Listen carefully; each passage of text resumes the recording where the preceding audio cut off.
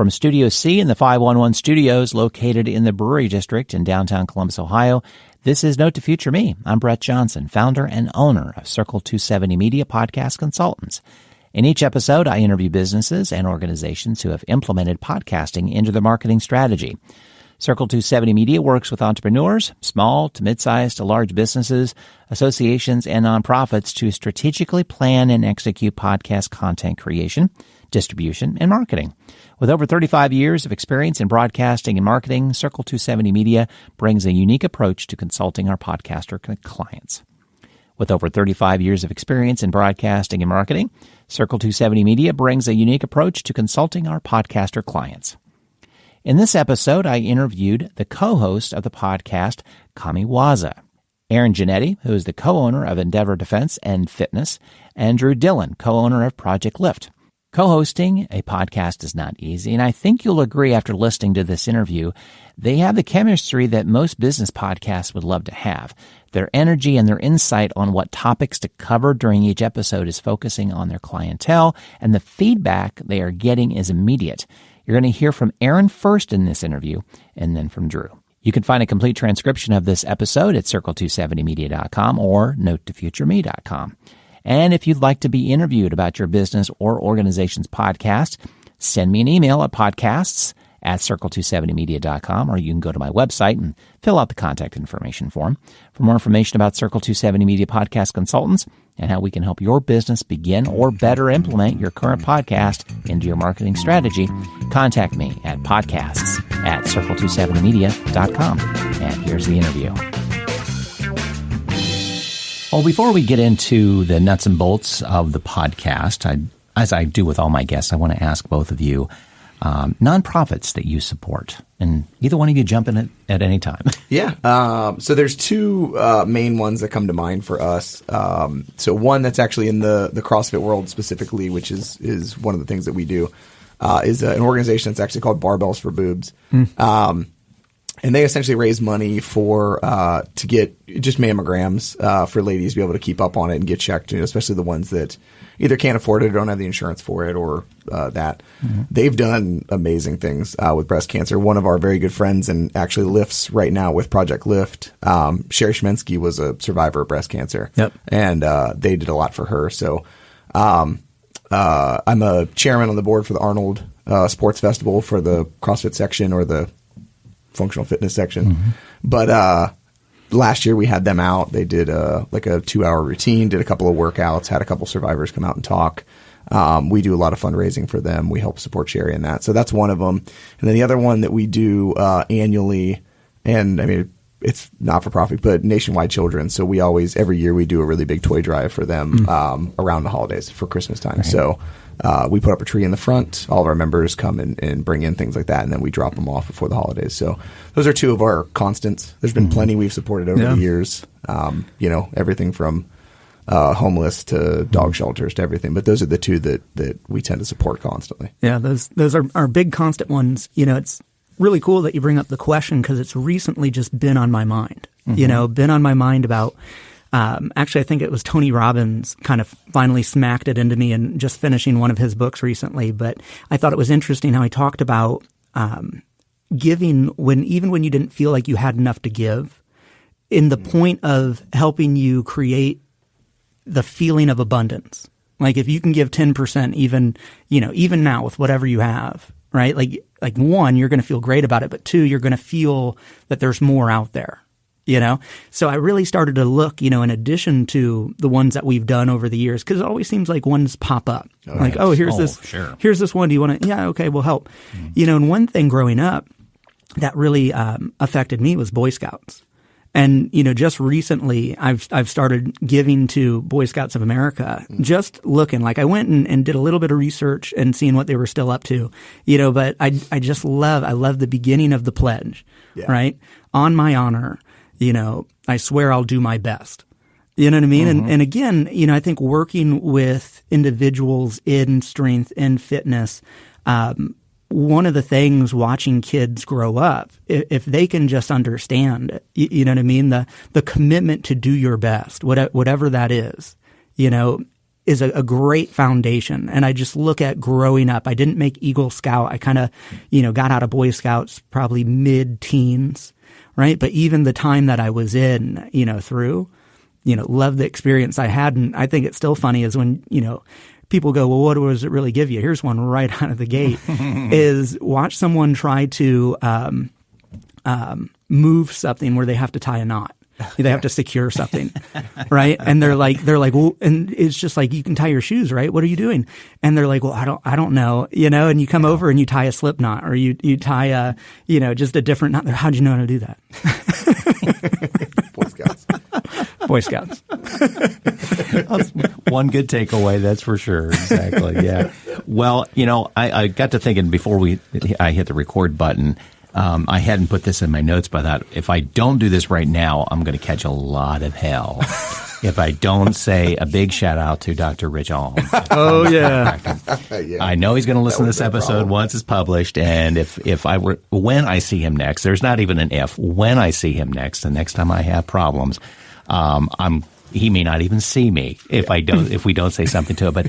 But he is the one that connected us to talk about your podcast.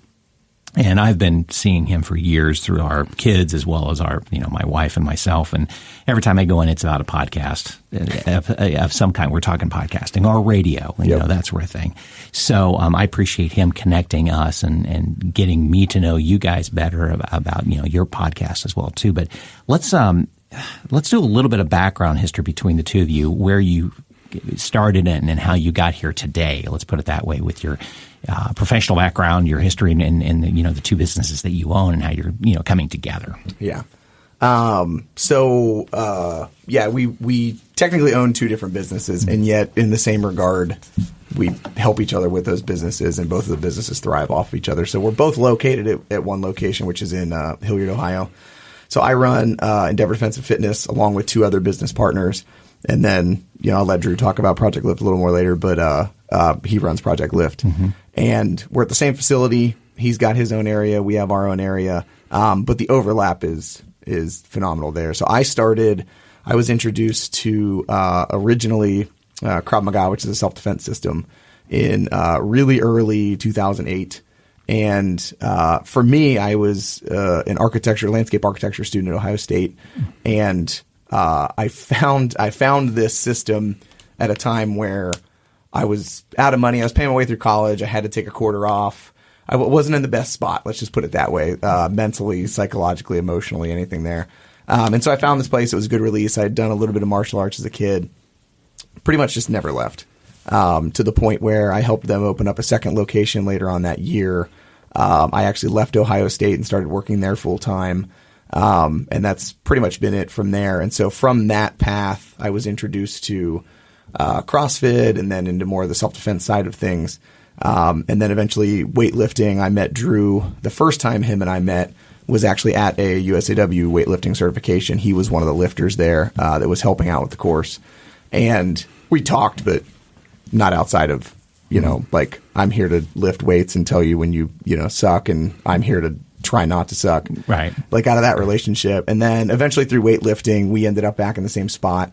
The club he was with started lifting at our facility. And then when he had an opportunity to open up his own club, he was like, hey, would you guys mind if we stayed here? And I was like, yes.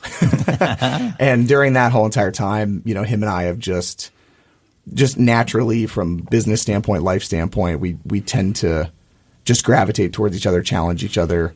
I've learned a lot from each other over time. I wouldn't be where I'm at right now with my business if it wasn't for him, and I would like to think we've supported his relatively well. Mm-hmm. So that's my background. That's how we at least came together. I'll let him talk about Project Lift, as he knows a lot more about that. Yeah. So, Project Lift, like Aaron said, a separate entity. And, it's funny to hear Aaron started back in Krav Maga around 2008. Around 2008 is when I got into Olympic lifting. So weightlifting with the snatch, clean and jerk competitions around that nature. And at the time, I'd graduated from Ohio State and was kind of getting getting off the ground, figuring it out. And there was a natural draw to weightlifting for me. I found it fun. I found it exciting, and I started to have some success in it. So it was a really nice, in a way, maybe I could think of it as an escape at times from trying to, cut my teeth out in the world of figuring out, what do I want to do? Whereas, hey, at least I have this something over here, having some success with it. Like Aaron said, we met each other in a certification first, but I first remember going like, oh man, like our relationship growing a bit more was, and it's funny that you'd brought up nonprofits, was he was doing these once a month Friday cookout / workouts to raise money for a nonprofit of that month. And it was whatever causes was going on. And we were talking, and I'm a huge griller. I was one of the founding members of the Buckeye Barbecue Club at Ohio State back in the day. And Aaron's not much of a cooker. And I can make a mean ribeye. That's about the extent of it. And we were talking about grilling, and he's like, "Man, I always wish I, had somebody help me out with this cookout for these events." And I was like, "Oh man, I could cook." And I came in to help grill and watch this event, experience this event. And I was like, man, this is really cool. So I remember that being, a moment where I was like, yeah, like this guy's somebody I'd like to get to know more. You know what I mean? Mm-hmm. And our relationship grew out of that. And again, we just started to work more with each other.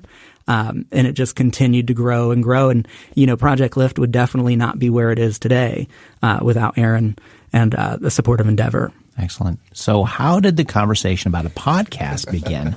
I love the setup that you two are very complementary to each other in regards to the businesses, as well as maybe even outlook on life. And, you kind of help support each other and such. But so the podcast, let's talk about how that conversation started. Well, I think it works really well because not only are we complementary, but we also will absolutely just tear each other apart. That's okay. It goes both ways. Exactly. Yeah. So we actually, what was it, 2 years ago? Yeah, we tried a little one. Yeah. So we kind of tinkered around with it a while ago, and just through kind of the concept of just content creation in general. So we've always done a lot of instructional videos, highlight videos, make sure there's images. I mean, it's, we were just talking about this before we actually started recording, but it's the age of the internet. If you're going to be successful with a business, you have to have a presence.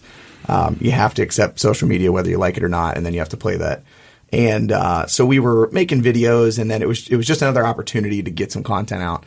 And so the first kind of go round we did with it, to be completely honest, I ordered a small little 2-track Behringer off of Amazon, and we had essentially like 3 mics. We used a blue, just like the basic blue USB mic, and then we had 2 headsets.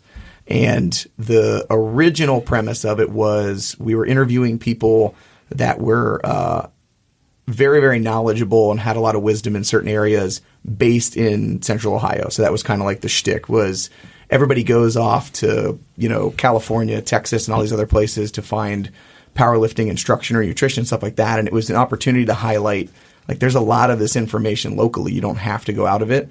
And so to highlight some of those opportunities, and we interviewed Sherry, who we were talking about earlier with Barbells for Boobs.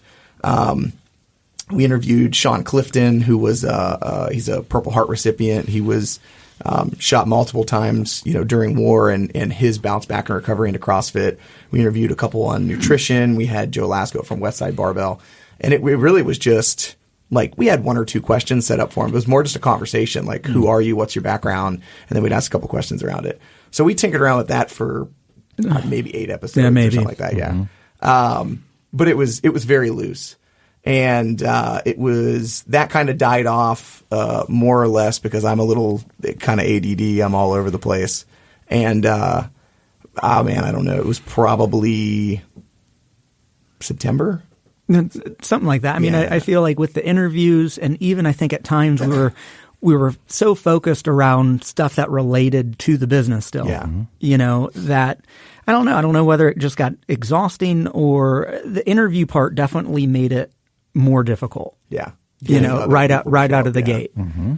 So that kind of fell off. And again, we have multiple irons and multiple fires at any point in time, right? So that kind of fell by the wayside. And then it was actually how this podcast came about is kind of twofold. Drew and I, we usually get together, I don't know, once every 4 weeks, 6 weeks, where we would just get a cup of coffee and just talk. What's going on, Project Lift, what issues you're running into. He would, what's going on with Endeavor, what do you've got going on, just talk about family and everything that goes with that. And one of our friends, his name's Rob Pincus, reached out to me because he was thinking about starting an internet, essentially radio station or a network. Okay. And he wanted us to host a show. And so he was actually the one that kind of replanted that seed. And so we sat down, and the first couple questions were, okay, like, we've tried this once. Is this feasible?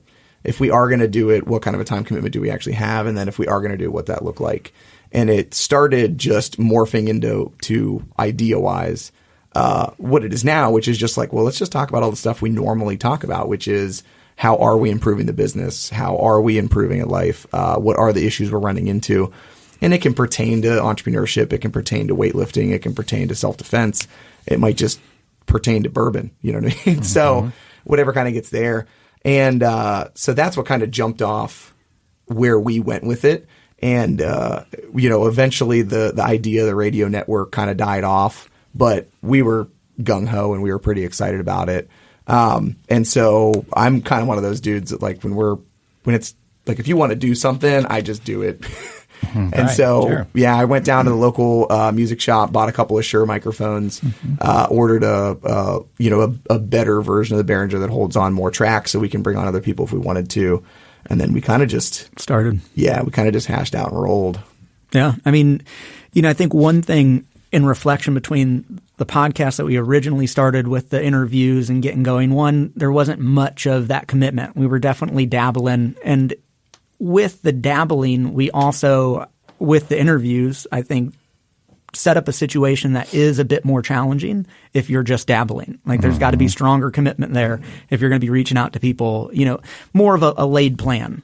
And, one thing going into it too, and I remember talking with Aaron, if we were just going to talk about weightlifting, I don't know how long I could go. I think I would get a bit bored. But it's funny, within the walls of Project Lift, although, these athletes, you typically find ones that are wanting to compete in the sport, that are in a sport, but want to become better at their sport, utilizing the Olympic lifts to become more explosive.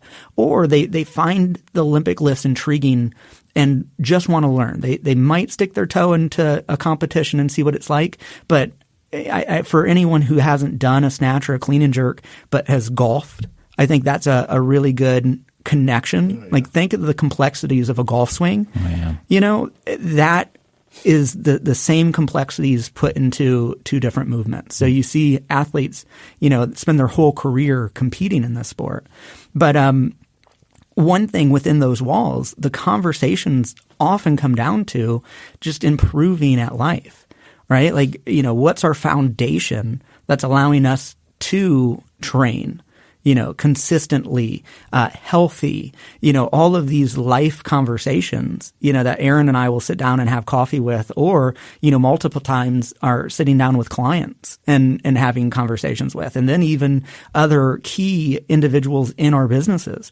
I think that's one thing that we've done pretty well is, whether it's a partner or a coach on my side or a partner or a coach on his side, like, we both are watching, and I think it's really funny when, I catch one and, something comes up in a conversation and I just kind of throw a piece of advice at them or challenge them on something. And they're like, oh, it's kind of what Aaron said, but like a different way to say it, and it's like, yeah, but then also, texting each other going, hey man, like, what's up with, so-and-so, they okay? You know what I mean? And just giving support and going like, oh man, I think they're going through a hard time. Yeah. You know what I mean? Right. And that's the thing. I think a lot of people don't give credit to the foundation to allow yourself to be consistent at whatever you want to do. Right. And that's one thing that's been really fun about this podcast, to talk about. Mm-hmm. Yeah. And the commitment thing was real big. I mean, because we actually sat down and said, like, if we're going to do this, we have to have a time slot. There's got to be, like, it's on the calendar. We don't stir from it. That's just the way it is. Mm-hmm. And so that actually spurred, you talk about putting the studio together and having a designated space. Like, we did that. We had an area upstairs that we had originally intended to be like a child watch for people that were coming in to take classes and wanted to drop their kids off. And for staffing reasons and insurance and everything else, that fell through. So then we had this open spot that we had dropped $5,000 into to have the walls built out and all that. And so it actually ended up being great because like I said, we do a lot of media content anyway, so we turned it into a studio / pretty much our media room. So all of our cameras are up there. We have a green screen. We have a wall that's all whiteboards. So that allowed us to have that designated space, and people know, like, once I walk upstairs and the door's shut, you know, for us, we do it on Sundays, which the gym's closed anyway, but it works out really well. But I think what's interesting is Drew and I are both at a spot right now in the business where we're both, you know, like he would say, we're working on the business instead of working in the business as much. And so whereas, you know, when I started, I love teaching. I tell people all the time, if it was up to me, I would just teach. But, you know, to make a business successful, you've got to step back and you have to see all the pieces. Plus, I have a phenomenal team of instructors. So if I'm taking up and hogging all the classes, I'm not allowing them the opportunity to grow. So a lot of the conversations we have, like, I've realized my role, if I'm going to make the business more successful, is to make sure the staff is more successful. And so all the conversations we're generally having are the same things that I dealt with trying to figure out how to become a better instructor, how to become a better husband. You know, now I have 2 children, so how to become a better father, how to become a better business owner. And it's allowing us an opportunity where I'm going, like, well, instead of making you guys figure this out the way I figured it out, you know, let's have a couple of conversations. And that's been really fun because the way that we do it, to be completely honest, we just, like, 15 minutes before we go upstairs, it's like, what are we talking about today? And it just becomes a conversation, which is really nice and allowed us to go. So I think the commitment of the time and the space is what really brought it all together, but really just our background together and the way that we can just have conversations, I think, is what really allowed us to bring it full swing. If it was 2 people that didn't know each other and we were forcing the conversation, I think it would be a lot harder. Yeah, I see a lot of the shout outs in Facebook groups. I need a co-host to do this, that, or the other. And it's like, no, that's going to be a failure. In about 5 episodes, isn't going to work. Isn't going to work at all. And really, it was probably very lucky that you had a failed initial attempt with podcasting, because I think a lot of podcasters go into this like interviews. Oh, interviews, that's a perfect. There are tons of people I can talk to and such, but it does become a hassle because you also working with someone else's schedule to interview them. And granted, yes, there are a lot of people. I think your idea for interview makes a lot of sense and still could implement that in what you're doing right now, but not as a total. Right. And that's all we had. Like that podcast. That was the premise of the podcast, right? Yeah. But you live and you learn. Right. Exactly. You live and learn, and it would work, but at the same time, it wasn't enough energy for you to keep it going as well, where now you're seeing you can walk in 15 minutes before a podcast and you crank out a half hour. Oh, yeah. We started trying to keep it at like 20 to 30, and lately, man, we've been going an hour just because the conversation's very natural. And why stop it? Exactly. If you feel that and you're getting the feedback from your listeners, you never stop. Do not hit stop. Or you can always edit later on, but don't stop it. Exactly. So as co-host, how do you handle duties, I guess you could say? I mean, what's your part? What's your part in regards to putting the podcast together? Is it equal, or you're looking at me? Right now, for the most part, like we're doing a lot, but we're still very minimal, right? Yeah. We already have, like, Drew already has his outlets and mailing lists and like content followers through Project Lift. We have the same through Endeavor and what I do. So right now, designated time slots, you know, we both are there. We both record. The equipment's already up there. And then really, I've already got the templates.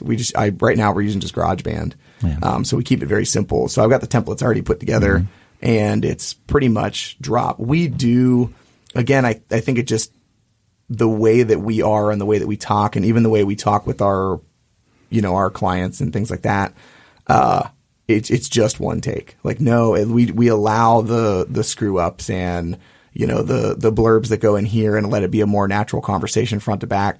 So the entire editing process, once the sound check goes through and it sounds good through the mics, is pretty much clip, stick it in the middle of the template. Makes it a whole lot of your session, doesn't it? Yeah. It really does. Just allow it to happen. Maybe occasional flub here or there. Yeah. Everybody has a brain fart occasionally. Exactly. You know, you're just going to, but do you let it in or not? It's like, it's my personality. It happens in real life. Okay, I'll just let it happen. Yeah. And I think, you know, again, I think that comes, you know, the demographic and what you're talking about is going to matter. But I mean, the whole entire thing is about being able to make mistakes, getting better, and all that kind of stuff. So I think it just fits. But so the editing process, if we're being completely honest, for me is 5 minutes. And that's like me actually looking at it. Once I hit export to an MP3, it's pretty simple there.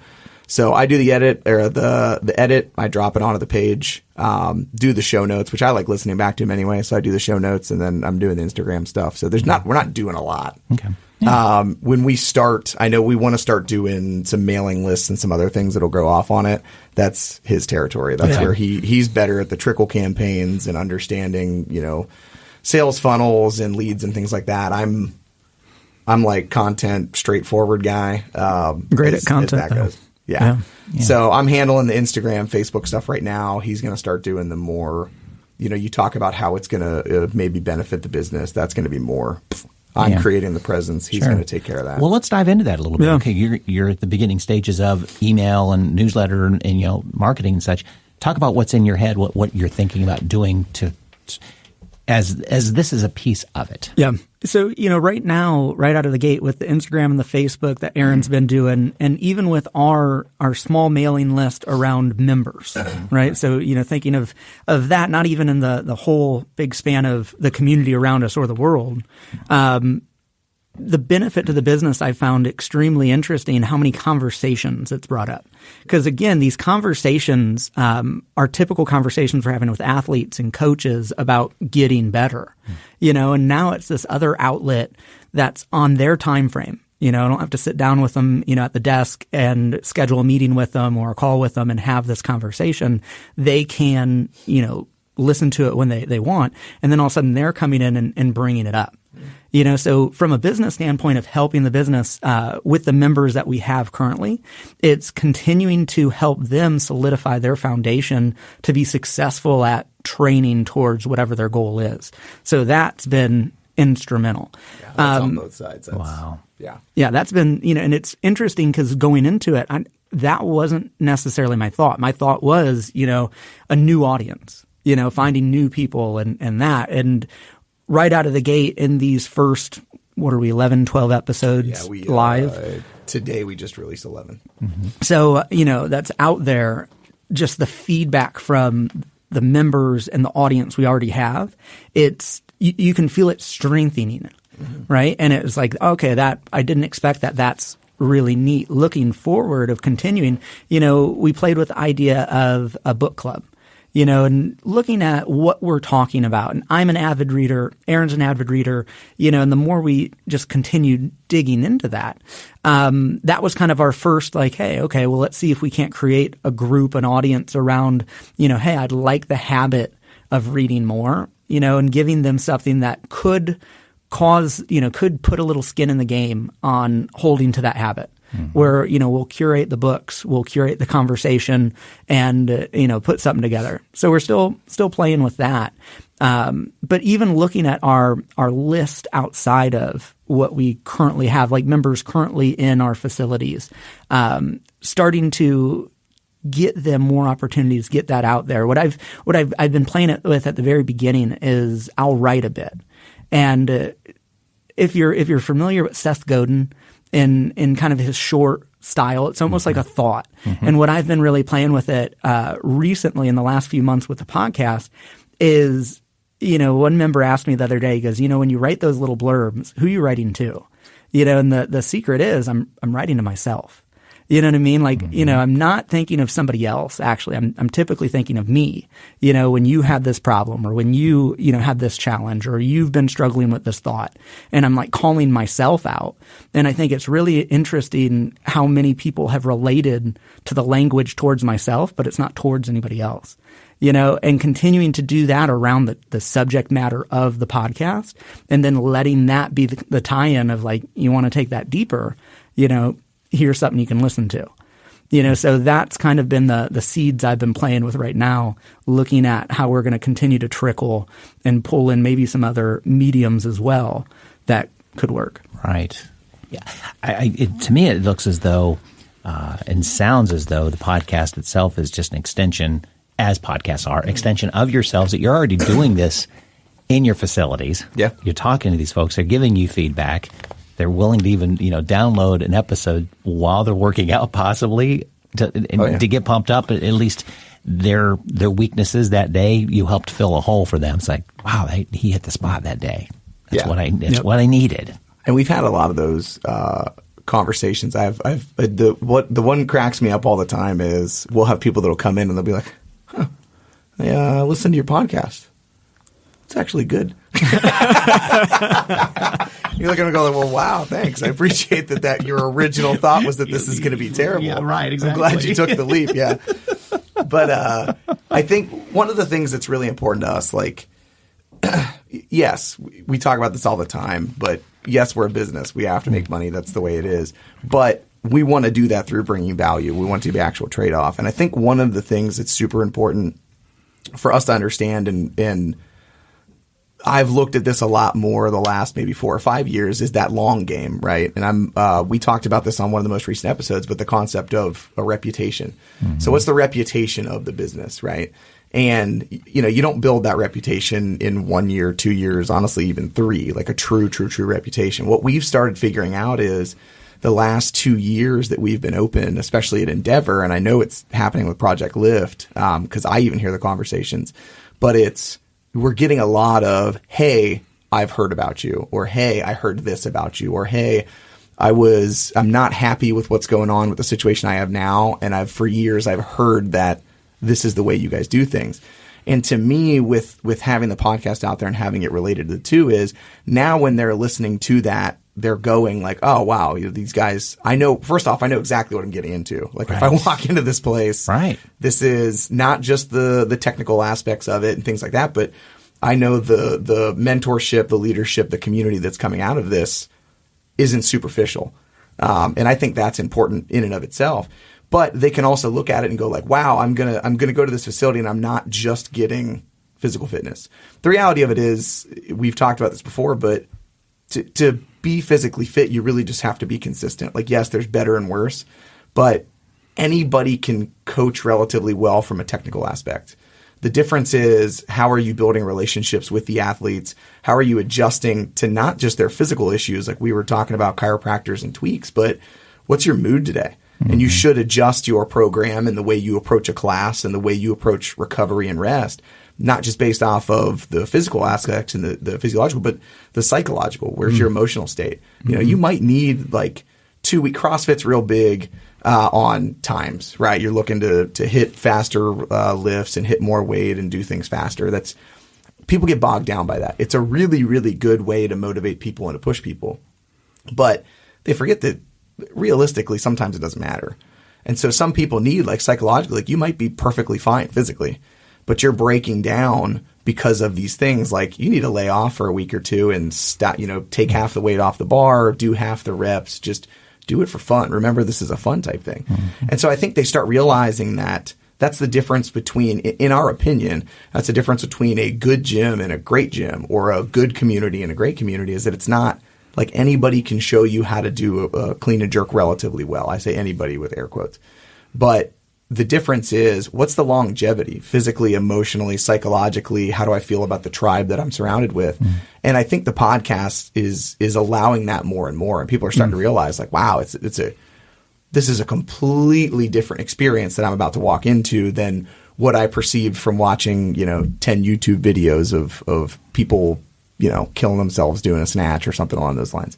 And so I've found that interesting over the last 11 weeks, where I'm getting, conversations through my other templates, like people that are coming in for outside seminars.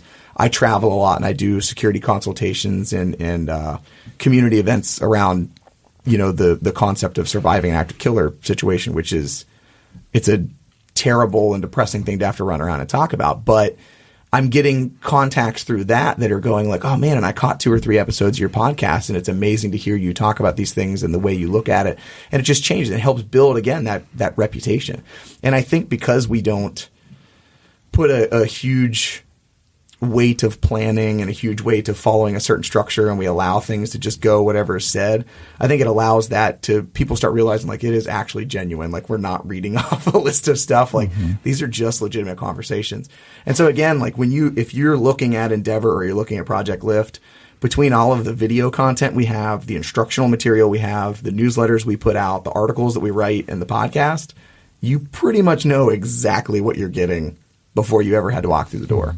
if you wanted to take the time and actually research it, so that's been a secondary benefit, which I think has been a really important one, because the conversations have been great inside of the gym, but I've also gotten a lot of conversations from outside the gym. Nice. Yeah, I can see where your podcast is that soft touch, and it allows them to be in their head with their earbuds at the time that they need your information and such. And I think a lot of businesses, and I've had consultations with businesses taking a look at, what a podcast can or can't do, and they're looking at it as kind of a quick fix very quickly, and it's not. No. This is not a strong call to action type of medium, but over time, you'll win your listener over because they need to learn you as you go along with exactly what the tactic you're looking at. It's like, let's just go in and brainstorm 15 minutes before we come on, but we know where we're going with it. Really, it just comes down to what's the topic this time, and do what we do outside of these four walls anyway. And just bring it into the mic and have fun. And I think both of you coming together, listening to the episodes I have of yours, you're well matched. You play off each other great. And I think that's key to it as well too, that having a co-host is great, because I've done solo. I'm not great at solo. I'd rather do co-host, but you've got to find the right person to sit with you to do that. Yeah. A match-up schedule, as well as you don't want them to be necessarily a nodder and say, I agree. And it's like, no, you got to add a little bit, but different life perspective and such too. Oh, yeah, exactly.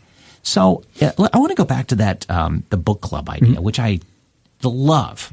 I love the idea. And I think it's probably a little bit of why you went with Podbean, which is your platform you're using to support the podcast or to disseminate and such. So how did that come about initially? Was that right out of the chute, we're going to do a book club, this makes sense, let's go with the platform, or did it kind of evolve into it? That was pretty much his idea. Yeah. I love it. Yeah. I think it was at the beginning of going, what's something that relates that could add value, and let's try the idea. Is there interest out there? Yeah. Again, just with that goal, and I think it's funny too, at the time, a friend of ours, James Clear, had just released a book called Atomic Habits. And, I had just read that book. I know Aaron had just read that book, and just looking at. Clarify, I listened. Okay. He listened to that book. I audiobooked that. That's, all right. That's true. Right. But, the thing that was really just on our minds in the moment was looking at who we're helping. How can we provide some value around helping them start that habit?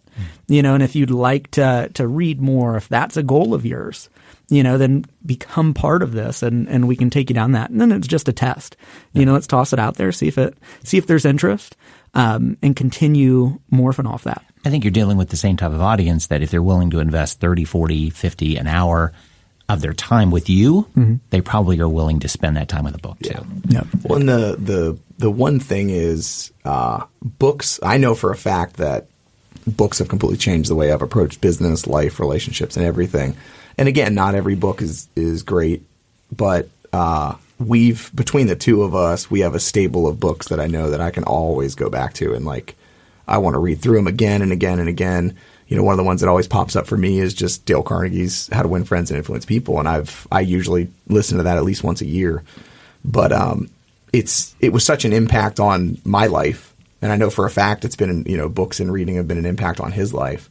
And so it was I think it was a natural progression anyway, because honestly, half of our episodes were always going we picked this up from this area, and this is who we got this from, and this is the book that we read. And so what essentially we ended up doing was, okay, if we're going to do one book a month, what do we think are the 12 most important books to get people along the way, right? And then it's that kind of journey and track. And then the beautiful part of it is it's really just turnkey for the listener, because it's they pay $30 a month. We ship the book directly to their house, and then they have access to the episode where we essentially put out an exclusive episode that only they get access to, and it just breaks down what we took away from the book, not saying it's right or wrong. It was just what are the lessons that we picked up? How did it help us? And so it's also kind of for lack of a better term, kind of a guide to navigating the book. What are the things you should be looking for and paying attention to? And then, the one thing we tell them is listen to this podcast, read the book, and then come back and be like, what did we miss? because there's probably stuff that we missed, and call us out on it. So it allows not just an opportunity for them to get value and not just an opportunity for them to learn, but we really want engagement. Like we don't want to just get on there and be like talking out and everybody be like, oh yeah, you guys are doing a great job. Like we want, what are your stories? Challenge something we said. It's the only way that any of us learn. And so it's another opportunity for us to engage with them as opposed to it just being a one-sided conversation, where they're just kind of a fly on the wall listening to Drew and I talk about our issues. We'd rather than be like, hey, have you guys ever thought about this? Or, hey, this is my story that related to that. And again, it just kind of allows us a little more personal opportunity to do that. You have one of the more unusual names for podcasts. But I do want to, obviously you can pick it up on the intro episode. We can go back to the intro episode and you can understand exactly where you came from. But I want to introduce that here as well, too, in this podcast of talking about the title of your podcast. And because I'm not just going to skirt by it. I think it's important because and I didn't bring it up initially because I wanted the listener to kind of hear where you're going with this podcast and now bring it back home going, this is why we named it this way. Talk about that. I'll let you start that one off. Yeah. So when we first thought of names, it was a conversation at Stoff's. We were sitting there having a coffee and oh my goodness, I think, I had just finished Seth Godin's marketing seminar. Fantastic marketing seminar. But looking at a name that is unique, that like one doesn't really have a bucket in the mind, it's almost code. Yeah, it's if you know it, you know us. Yeah. Sort of thing. Almost. Pretty much. Yeah. It's something that we can relate to, something we can own, and then looking at okay, well, what's this about? And our definition or our boil down is a little better each day. And when you look at Kamiwaza as a name, right, and you look at the Japanese translation of godlike technique, okay, the godlike technique to us is improvements every day. It's not perfection, right, but it's the pursuit of getting better each day. And we went, and don't get me wrong, we just like anybody else, we went through we had a few stage of names. Yeah. Sure. But we were holding it to like he's talking about out of that marketing seminar with Seth Godin, the little kind of pieces of it, like does it pique interest? Is it something that like when you Google it, where does it stand? Is it going to get flooded with 50 other things that you're going to be battling against? And then also, does it essentially in the end of the world, embrace whatever it was? And we came up with a couple that we were playing with and, just like everybody else, I'm pretty sure anytime anybody names anything, they at least go back to Greek history or Latin in some form of fashion. So we went through like the Gordian knot and like plays off of that and some other things. And it was interesting because Seth Godin is a guy that him and I both follow very well. And anybody smart that I follow, like I have to admit, Drew has, turned me on to them in some form. And, he talks about Kamiwaza in several of his conversations and videos and several of his books.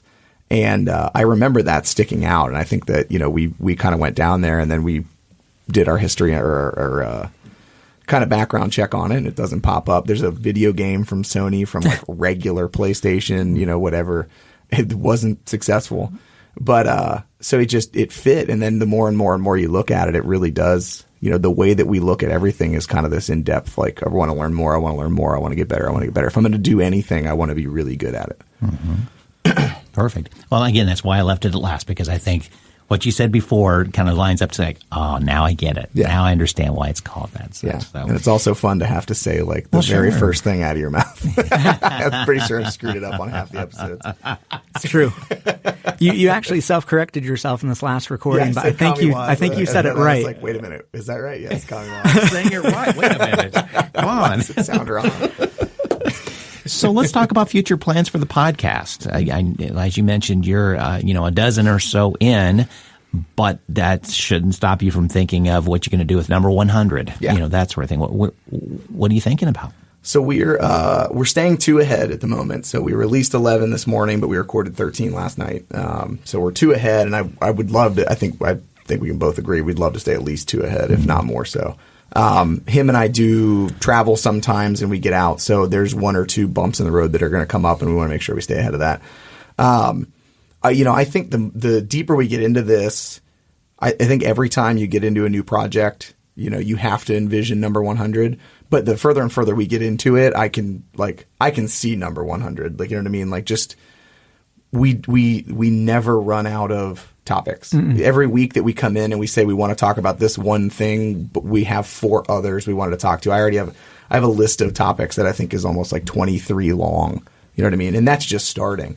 And then the more conversations we have, with instructors and everything like that, they're asking questions. I'm going, that's an episode in itself. Mm-hmm. And we've in the middle of episodes been like, we could go down this road, but that's an episode in itself. And so we've got, I don't see the end of it coming anytime, soon. And it plays off of what the podcast is, because it's continually improving. Heck, number 100 could be a review of episode number 1 where we've changed our mind on 5 of the things we've done, or we've done something different with it. So, I mean, in the long run, I don't think we've talked about completely long term, like exactly what that looks like. But, I would imagine it us just keep chipping away and chiming, as long as there aren't, we stay ahead and we're both in the same location. It's relatively ease there. And, maybe there's a 5-week break here and then a review of some other ones. Maybe it changes down the road and we're doing reviews of books and other things that go. But as far as that goes, I mean, I see 100, I see 200. I mean, I love Andy Frisella, but if he can make it to whatever, like 210, I feel like we can. Yeah. And I just see continuing to grow an audience. Yeah. Where our first thought was a new audience, and how, the first 12 has really helped galvanize the audience that we currently have. Continuing to just get better at finding the new audience, getting it in front of the new audience. I mentioned my buddy James Clear before, and one thing I think that I keep in mind, I think it'll help everybody listening, is James's book, Atomic Habits, hit the New York bestsellers list. It's his first book, right? So you think like, man, all right, knocked it out of the park on his first one. Start. He's 1 for 1. Right? But the thing is, he's been writing to an audience since 2011, I believe, 2012. Now, when he started, before that, he's told me like, I was actually writing a journal. I just got up the nerve to actually put it out there. So he's writing, and all he did was make a goal of consistency. He goes, I'll publish on Monday and Thursday every week, and I won't miss. Right? So he's doing that, and he's doing that, and he's doing that. Nothing's happening. And he's like, it got to the point where he was kind of like, man, am I just wasting my time? Right? And he said about 8 months in, he goes, boom. First one just went viral. Right? Now, at that point and then on, I know he's really built up a good network of internet entrepreneurs. So he gets to see some of the behind the scenes of how are people's audiences growing and whatnot. Within his networks, he realized he had one of the fastest growing lists, in the sense of he grew to a 250,000 people following him within 14 months. Yeah. Right? So unheard of. But in our discussion over coffee, as he's telling me, he goes, within the first 8 months of nothing happening, he goes, what it taught me was, 1, we're the worst judges of our own work. He goes, what I thought was great, biffed. And he goes, and what I thought wasn't very good, he goes, took off. Right? And he goes, but the other thing too, he goes, looking at the 8 months of me just shipping, he goes, I got better. He goes, when I first started, I wasn't that great of a writer. He goes, you might not be like, you're not, you're a horrible writer. He goes, it was decent, I guess. And he goes, but 8 months in, he goes, I was a lot better than day one. Right? And he goes, so that his message, and we talk about consistency a lot, and looking at this podcast, is letting ourselves keep doing that, holding on to the consistency, because by episode 50, episode 100, we're going to be a lot better than we were at episode 1. We already are. I mean, even just in the basics of it, like understanding how to adjust the freaking sound levels, like what mics, even how it's edited. Even having a conversation with yourselves on mic. Yep. It totally changes it once you have a mic in front of you rather than a cup of coffee. Oh, yeah. Because you're recording. Yeah. Yep. So without stepping on each other, without allowing the other person to kind of finish their thought, but still hold your thought in your head. It's practice. Oh yeah. And you can tell that. I think we were 2 episodes in.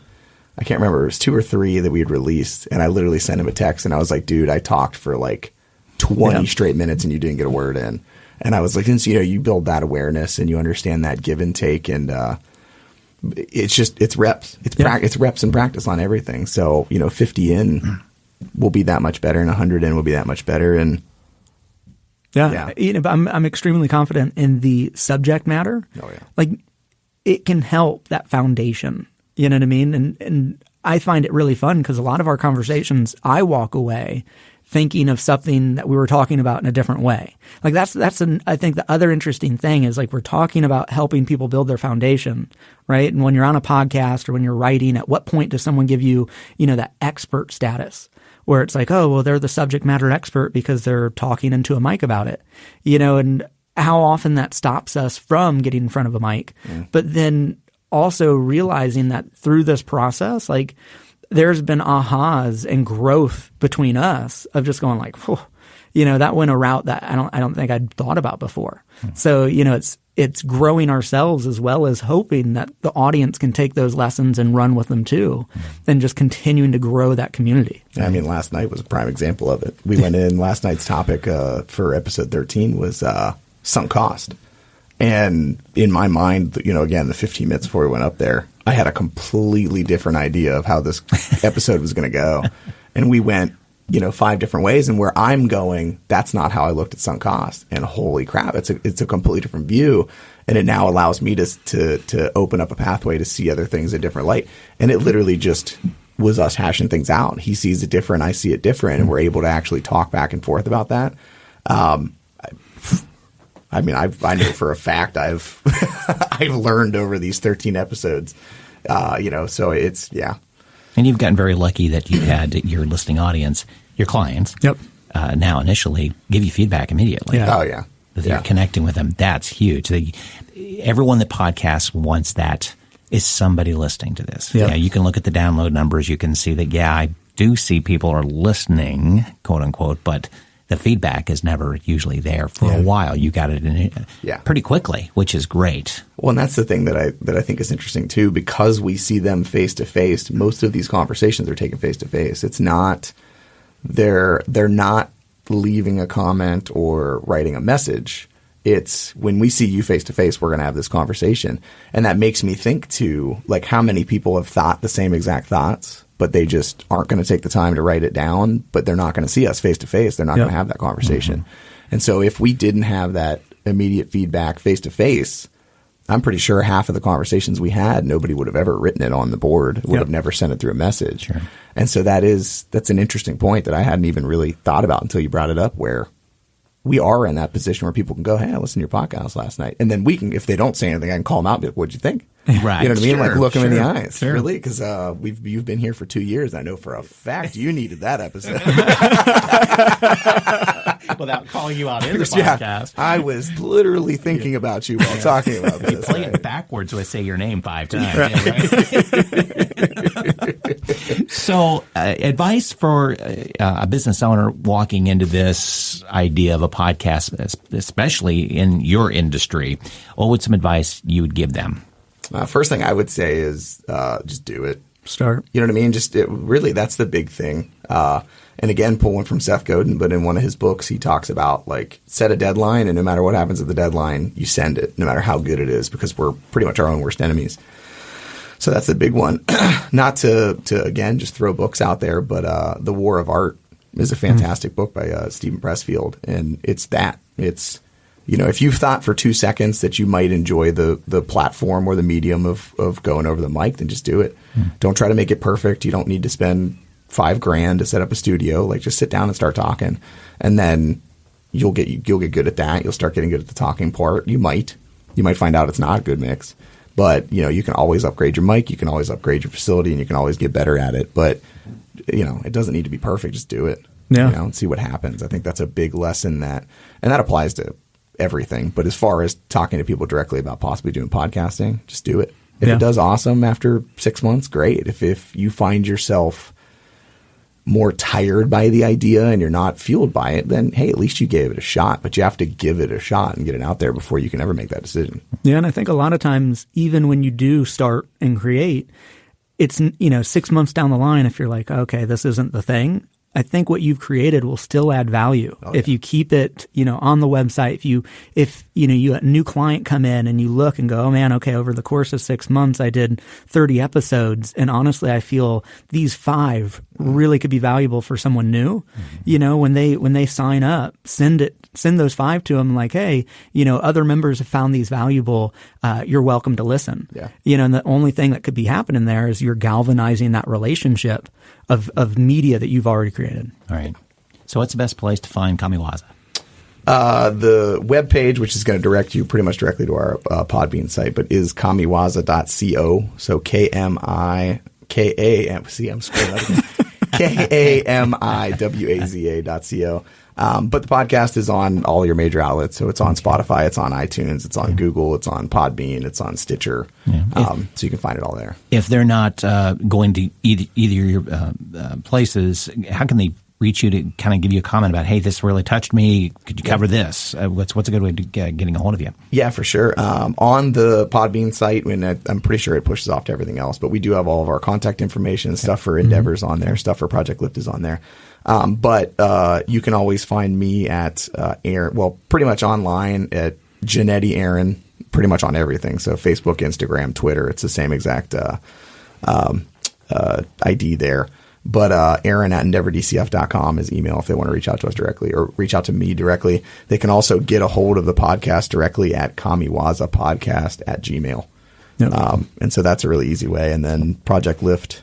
As far as that goes. We got Project Lift. You can find, unfortunately, on like Instagram and whatnot, a weird spelling. I think we had to leave out like... There's an underscore. There's something we had to leave out a letter, It's an E. It's like P-R-O-J-C. It's sad that I'm literally going, I'm not sure which letter it is because when I write it down, I pull out my phone and look. I'm like, okay, which one is it? Well, it's like your phone number. Why do you have your phone number in your phone? You don't call yourself. Sure, but me personally, Drew Dillon, all one word on all the major outlets. I've been able to grab. Dillon is spelt with only one I, Dillon.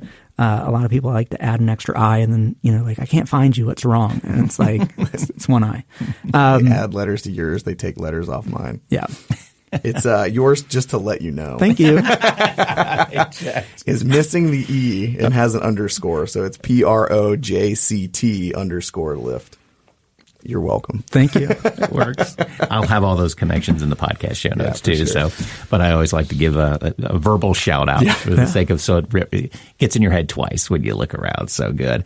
Well, I appreciate you guys coming in to talk about this podcast, and again talk to and thank Dr. Richard Alm at Columbus Chiropractic for putting us together too. Do we have all of his acronyms for after his name? Oh, the alphabet. The alphabet.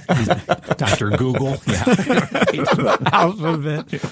I appreciate him connecting us, and I'll tell him a big thank you next time I see him, which I'm sure will be soon when I get injured doing something stupid.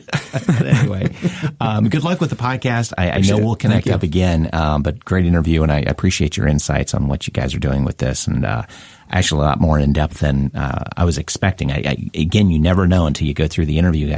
Wow. And not that I don't expect people to put thought into their podcast. It's always interesting to see what thought was put into the podcast, because it's sometimes not that evident listening. You don't know until you see a rhythm, till you see years in, of what's going on with it. So it's interesting that you have that deep a thought about this podcast so early in, which I think will get you to episode 100, 150, 200. We'll have to come back at episode 100. Yeah.